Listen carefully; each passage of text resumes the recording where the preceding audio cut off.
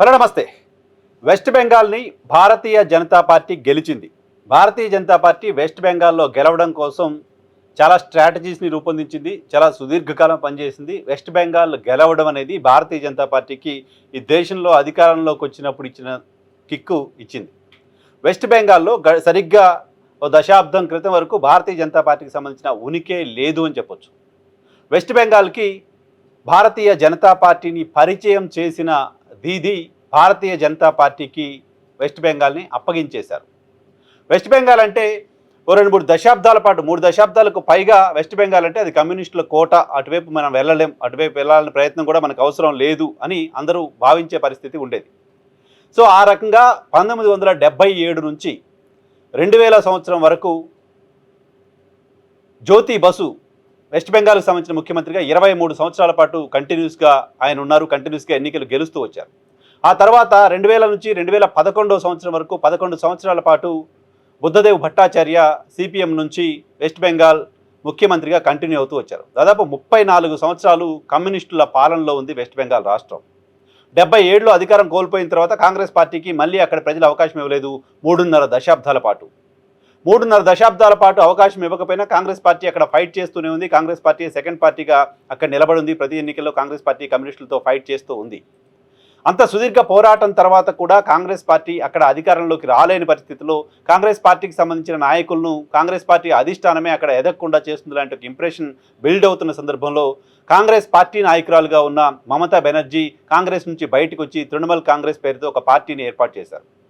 తృణమూల్ కాంగ్రెస్ పేరుతో పార్టీని ఏర్పాటు చేసి 98 నుంచి ఆమె 2011 వరకు దాదాపు 12 సంవత్సరాల పాటు అక్కడ అధికారం కోసం పోరాటం చేస్తూ వచ్చారు.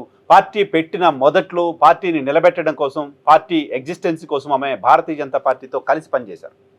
మమతా బెనర్జీ పార్టీ పెట్టిన తర్వాత ఫేస్ చేసిన 98, 99 లోక్సభ ఎన్నికల్లో భారతీయ జనతా పార్టీతో కలిసి పోటీ చేశారు. ఎన్డీఏలో పార్ట్నర్గా ఉన్నారు. కేంద్ర మంత్రిగా కూడా పనిచేశారు.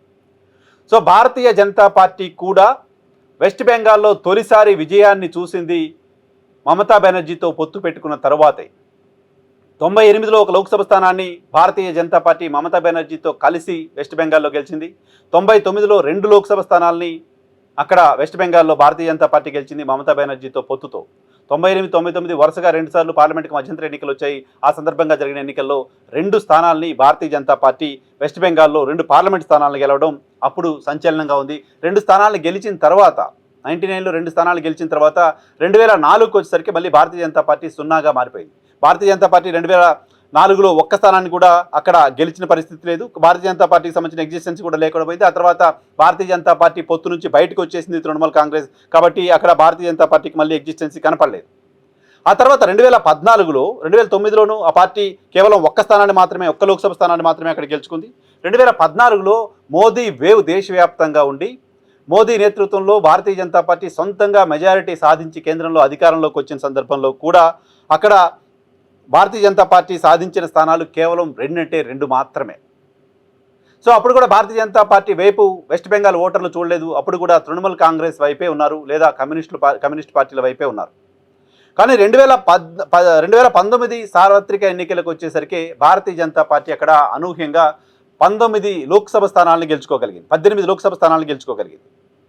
సో 2019 సార్వత్రిక ఎన్నికల్లో 18 లోక్సభ స్థానాలను గెలుచుకున్న తర్వాత భారతీయ జనతా పార్టీకి ఒక కాన్ఫిడెన్స్ వచ్చింది, బెంగాల్ని కొట్టగలమనే కాన్ఫిడెన్స్ వచ్చిన తర్వాత బెంగాల్ పైన సీరియస్గా కాన్సన్ట్రేట్ చేసింది.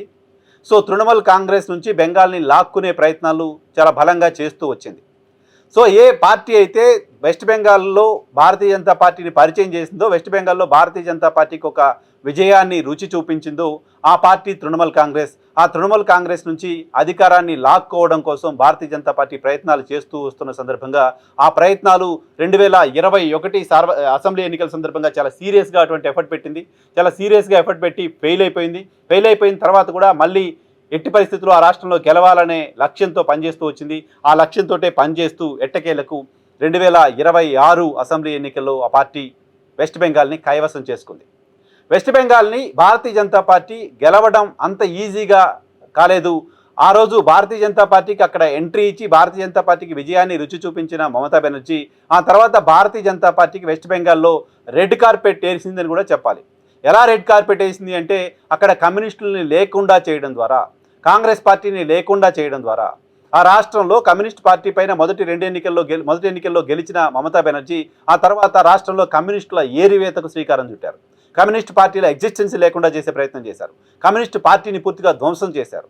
కమ్యూనిస్ట్ పార్టీకి సంబంధించిన నాయకులపైన కేసులు, పార్టీకి సంబంధించిన నాయకులను చేర్చుకోవడం, వీధి పోరాటాలు, పార్టీకి సంబంధించిన కార్యకర్తలు అనేక మందిని హత్యలు చేయడం, ఈ రకంగా కమ్యూనిస్ట్ పార్టీ లేకుండా చేయడం ద్వారా అక్కడ ఇంకో పార్టీ వైపు ప్రజలు చూసే ఒక పరిస్థితిని క్రియేట్ చేశారు.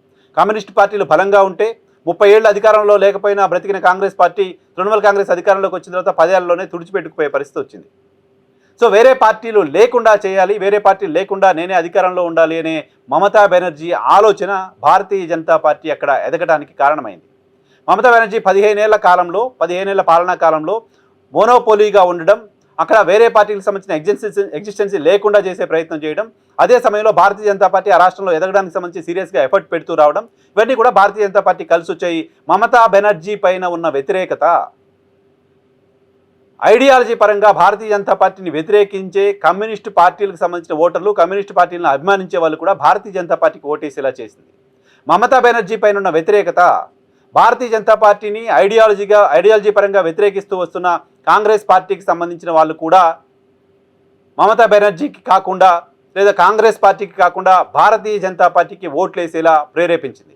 ఆ రాష్ట్రంలో భారతీయ జనతా పార్టీ కాదు, మమత ఓడిపోవాలి, మన ఐడియాలజీలన్నీ పక్కన పెట్టేద్దాం, భారతీయ జనతా పార్టీ సీరియస్గా ఎఫర్ట్ పెడుతుంది కాబట్టి భారతీయ జనతా పార్టీకి ఓటేద్దాం లాంటి ఒక అభిప్రాయాన్ని అక్కడ ఓటర్లలో వచ్చేలా చేసింది మమతా బెనర్జీ. సో మమతా బెనర్జీ కమ్యూనిస్టుల దగ్గర నుంచి అధికారాన్ని లాక్కొని కమ్యూనిస్టులను ఆ రాష్ట్రంలో లేకుండా చేసి కాంగ్రెస్ని పూర్తిగా తుడిచేసి మొత్తం అధికారాన్ని భారతీయ జనతా పార్టీ చేతిలో పెట్టింది. వెస్ట్ బెంగాల్ లాంటి ఒక సెక్యులర్ ఐడియాలజీ ఎక్కువగా ఉండే రాష్ట్రం, వెస్ట్ బెంగాల్ లాంటి కమ్యూనిస్టులకు కంచుకోటగా ఉన్న ఒక రాష్ట్రం కాషాయమయమైపోయింది. కారణం తృణమూల్ కాంగ్రెస్ పార్టీ. తృణమూల్ కాంగ్రెస్ రాజకీయంగా తీసుకున్న నిర్ణయాలు, తృణమూల్ కాంగ్రెస్ ప్రతిపక్షాలు ఇతర రాజకీయ పార్టీలు లేకుండా చేయాలనే ఆలోచన అక్కడ భారతీయ జనతా పార్టీకి స్పేస్ ఇచ్చింది. తృణమూల్ని వ్యతిరేకించే అన్ని వర్గాల వాళ్ళు, అన్ని పార్టీల వాళ్ళు ఒక ప్లాట్ఫామ్ ఎతుకుతున్న సందర్భంగా ఆ ప్లాట్ఫామ్ని భారతీయ జనతా పార్టీ క్రియేట్ చేయగలిగింది. ఆ ప్లాట్ఫాము తృణమూల్ కాంగ్రెస్ని ఓడించే ప్లాట్ఫామ్గా వెస్ట్ బెంగాల్ ప్రజలు నమ్మారు కాబట్టి భారతీయ జనతా పార్టీకి ఓటేశారు. అంతేకాదు అక్కడ ఎన్నికల్లో గెలవడానికి సంబంధించి నేను ముందు వీడియో స్టార్టింగ్లో చెప్పినట్టుగా భారతీయ జనతా పార్టీ చాలా సీరియస్ ఎఫర్ట్స్ పెడుతూ వచ్చింది. అక్కడ గెలవడానికి సంబంధించి, అక్కడ ప్రజల మనసులు గెలవడానికి సంబంధించి భారతీయ జనతా పార్టీ మీకు ఒక అంటరాని పార్టీ కాదు, భారతీయ జనతా పార్టీ మీ ఇంటి పార్టీలాగా చూడండి, భారతీయ జనతా పార్టీని మీ సొంత పార్టీలాగా చూడండి అంటూ చెప్పే ప్రయత్నం చాలా కాలంగా చేస్తూ వచ్చింది. మీకు గుర్తుంటే గడిచిన అసెంబ్లీ ఎన్నికల సందర్భంగా నరేంద్ర మోదీ చాలా పెద్ద గడ్డం పెంచుకొని కనపడ్డారు. రవీంద్రనాథ్ ఠాగూర్ తరహాలో ఆయన బెంగాల్ ప్రజలకు కనిపించాలనుకున్నారు. కేవలం బెంగాల్ అసెంబ్లీ ఎన్నికల కోసం ఆయన తన అటైర్ని పూర్తిగా మార్చుకొని గడ్డం పెంచుకొని రవీంద్రనాథ్ ఠాగూర్ లాగా ఆయన అక్కడ బెంగాల్ ప్రజలకు కనపడే ప్రయత్నం చేశారు. నేను మీలా కనపడుతున్నాను, నేను మీ వాడిని, నన్ను ఓన్ చేసుకోండి అంటూ అక్కడ ఓటర్లకు చెప్పే ప్రయత్నం మోదీ చేస్తూ వచ్చారు. సో అలా చేయటం మాత్రమే కాదు, అలా తమ పార్టీలో కేవలం ఇతర పార్టీలను పూర్తిగా లేకుండా చేసే ప్రయత్నం మమతా బెనర్జీ చేయటం మాత్రమే కాదు, తమ పార్టీలో ఉన్న బలమైన నాయకులు కూడా తాను చెప్పినట్లే వినాలి అంటూ ఒక మోనోపోలీ డిక్టేటర్షిప్, తమ పార్టీకి సంబంధించిన నాయకులు కూడా తమ పార్టీని వదిలి భారతీయ జనతా పార్టీ వైపు వెళ్లేలా చూసింది. తృణమూల్ కాంగ్రెస్ అధినేత మమతా బెనర్జీని 2 ఎన్నికల్లో అసెంబ్లీకి రాకుండా అడ్డుకున్నది, అసెంబ్లీకి రాకుండా ఓడించింది. తృణమూల్ కాంగ్రెస్తో పాటు రాజకీయ జీవితాన్ని ప్రారంభించి ఎదిగిన సువేందు అధికారి తృణమూల్ కాంగ్రెస్ సంబంధించిన వ్యక్తి ఈరోజు ముఖ్యమంత్రిగా ప్రమాణ స్వీకారం చేశారు. ఆయన కూడా ఆ పార్టీలో ఉండలేకపోవడానికి, ఆ పార్టీని వదిలి వెళ్ళిపోవడానికి కారణం మమతా బెనర్జీ. సో మమతా బెనర్జీ భారతీయ జనతా పార్టీకి ఎంట్రీ ఇవ్వడం మాత్రమే కాదు, మిగతా పార్టీలన్నింటినీ లేకుండా చేసి మీరు రండి, ఇక్కడ మీరు కూర్చోండి అని చెప్పి వాళ్ళకి ఒక ప్లాట్ఫామ్ ఇచ్చి తమ పార్టీకి సంబంధించిన నాయకులు కూడా తానే బయటికి పంపించి వాళ్ళందరినీ భారతీయ జనతా పార్టీ వైపు చూసేలా చేసి భారతీయ జనతా పార్టీకి పళ్ళెంలో పెట్టి అధికారాన్ని అప్పగించింది. తృణమూల్ కాంగ్రెస్ రాజకీయంగా చేసిన తప్పిదాలు వెస్ట్ బెంగాల్లో కమలం వికాసానికి కారణమయ్యాయి. కమలం వికాసం కేవలం మమతా బెనర్జీ చేసిన తప్పుల మీద మాత్రమే ఉంది అని చెప్పడం నా ఉద్దేశం కాదు. కమలం సీరియస్ ఎఫర్ట్స్కి మమతా బెనర్జీ తప్పులు కూడా తోడై బెంగాల్ ఈరోజు కాషాయమయంగా మారిపోయింది.